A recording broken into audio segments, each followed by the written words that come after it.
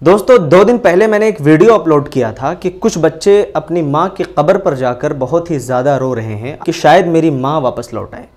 میں نے اس ویڈیو کے اندر یہ کہا تھا کہ ان بچوں کے لاکھ چیخنے کے باوجود بھی وہ ماں نہیں سن سکتی ہے، کیونکہ قبر کی مٹی واحد ایک ایسی چادر ہے جو انسان کے بدن پر ڈال دی جائے یا کسی کے بدن پر ڈال دی جائے تو وہ اس کی آواز کو نہیں سن سکتا ہے۔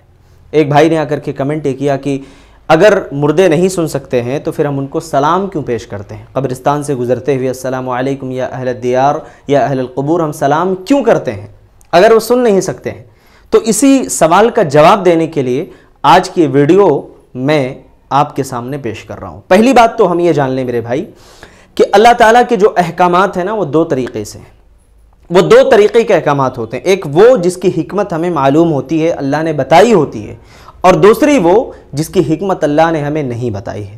ایک مومن کی، سچے اور پکے مومن کی پہچان ہوتی ہے کہ وہ اللہ کے دونوں احکامات کو من وعن تسلیم کر لے، چاہے اس کی حکمت اسے معلوم ہو یا نہ ہو۔ ہم اہل قبور سے سلام کرتے ہیں، کیا ضروری ہے کہ وہ ہمارے سلام کا جواب دیں یا سلام کو سنیں؟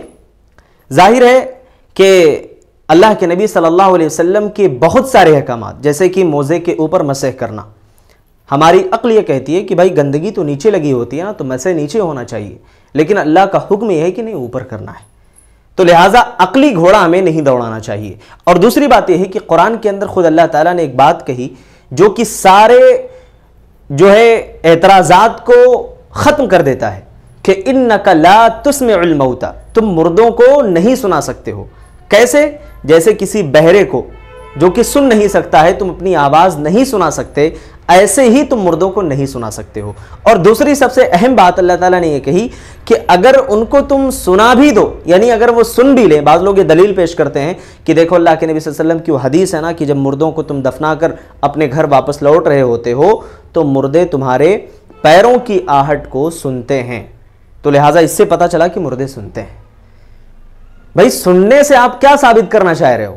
سننے کا مطلب کیا وہ مدد کر سکتا ہے؟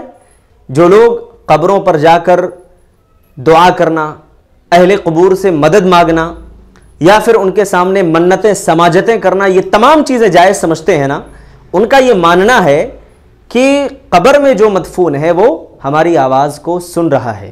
ظاہر ہے کہ سن بھی رہا ہے، اگر فرض ہم کر لیتے ہیں تو اس سننے کا کیا مطلب ہوا؟ بھائی ہم بھی تو کسی کی آواز سن سکتے ہیں نا، ہم یہاں بیٹھے ہیں، کوئی ہمیں پکار رہا ہے، ہمیں آواز دے رہا ہے، ہم سن رہے ہیں، لیکن ایسا بھی ممکن ہے کہ ہم اس کی کوئی بھی مدد نہ کر سکے۔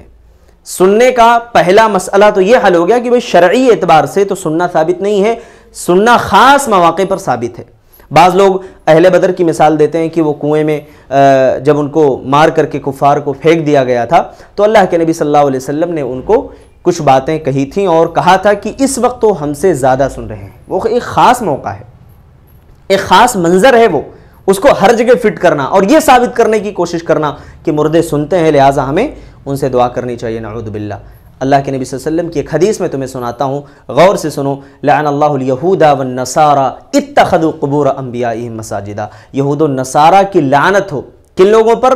جنہوں نے اپنے نبیوں کی قبروں کو سجدہ گاہ بنا لیا۔ کتنے افسوس کی بات ہے یار، کتنے افسوس کی بات ہے کہ ایک مسلمان جو لا الہ الا اللہ محمد رسول اللہ کا کلمہ پڑھتا ہے، جو ہر نماز میں اقرار کرتا ہے ایاک نعبد و ایاک نستعین، وہ اللہ کو چھوڑ کر غیر اللہ سے مدد مانگتا ہے، غیر اللہ کے سامنے دعائیں کرتا ہے، کتنے افسوس کی بات ہے۔ تو دوستو یہ ویڈیو بس اسی لیے ہے، بہت ساری دلیلیں ہیں اور لمبی گفتگو کی جا سکتی تھی، لیکن شارٹ میں نے کچھ باتیں آپ کے سامنے رکھی ہیں، امید ہے کہ بات آپ کو اور ہم کو سمجھ میں آ گئی ہوگی۔ تو انشاءاللہ اگر کوئی اعتراض ہے، کوئی سوال ہے، کمنٹ کر کے آپ ضرور پوچھ سکتے ہیں۔ آپ سے ملتے ہیں انشاءاللہ اگلی ویڈیو میں۔ السلام علیکم ورحمۃ اللہ وبرکاتہ۔